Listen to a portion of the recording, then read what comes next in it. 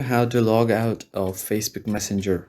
So first of all, you will have to open your Facebook. So just open your Facebook and go to your profile and log out from your profile. It's pretty straightforward. You will have to log out of your Facebook first.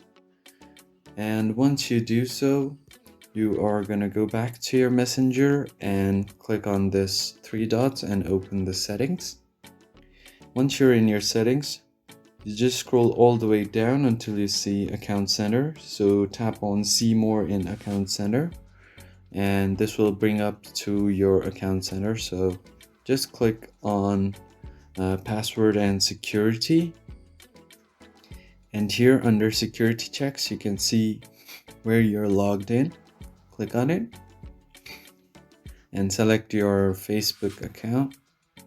And as you can see, here are all of the devices that your account is logged into. So you can select a device to log out of and then log out of all of the device, or you can do with some specific devices. And once you click on Logout, this will log out of your Messenger as well. So if you go back, this will now log out of your Messenger as well. So if you select all of the devices and log out, you will be logged out of your Messenger. I hope this video was helpful, and I'll see you on the next one.